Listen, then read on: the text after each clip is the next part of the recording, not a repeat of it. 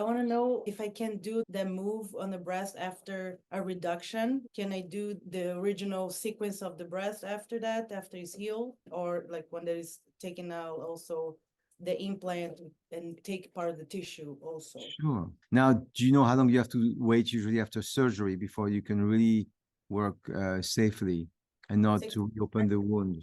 I mean, you can, yeah, exactly. So you wait 6 weeks, 4 weeks is strong, but 6 weeks usually is this type of tissue is very, very strong.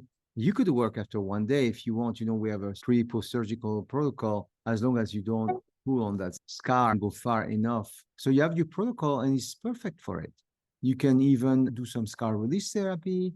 You can, help any swelling, pain, anything like that. It's absolutely perfect for it. It's a great, great indication. You're going to work with all the different pathways. Do you remember about 70% of the breast go towards the axilla, following a very nice curve, but you have all the 4 quadrants of the breast and you know where they can go and check where there's stagnation and they're going to feel much, much better because you always have a little bit of inflammation behind it. You can prevent infection.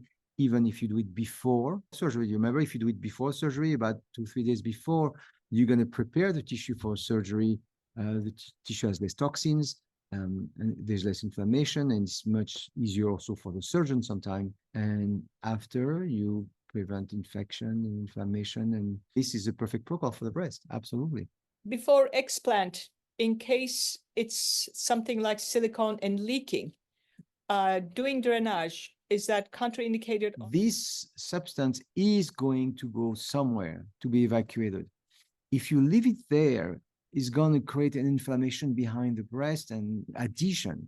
So you better put that substance in a place that can deal with it, which is the nodes and the macrophage, the lymphocyte, they are going to take care of it. So if not, if you don't do that, it gets stagnant behind the breast, it's stuck in the interstitial compartment. And that's not a place when it can be processed properly.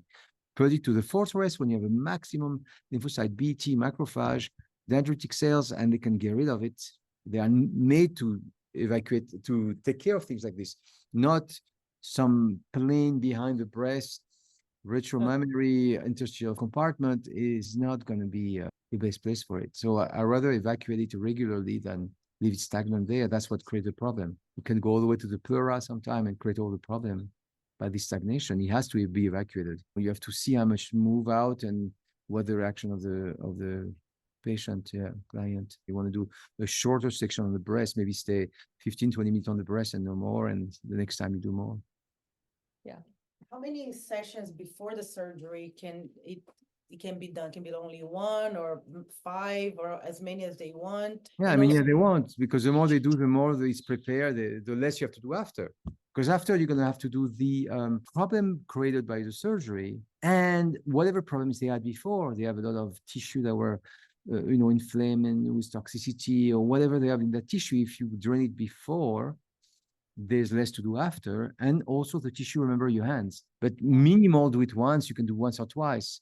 If they do it 5, it's not even for the surgery anymore. It's just because they want to get treated. But for the surgery, do it once or twice.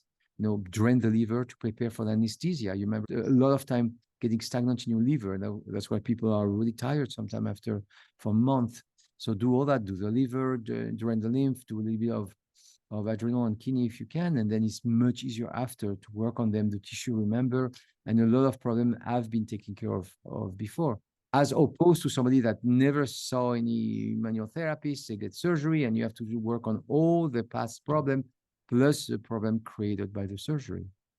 Okay. But they're going to cut the lymphatics, and by creating a flow with your hand, you're going to recreate some lymphatic pathways. You remember the vessel can regenerate easily, but not the nodes. If you begin to evacuate in that direction, the lymphatic is going to be recreated in that direction. So drain the quadrant, you may have to switch, right? Some are going the wrong direction, you switch, but then the quadrant hopefully are going to be recreated if you do that.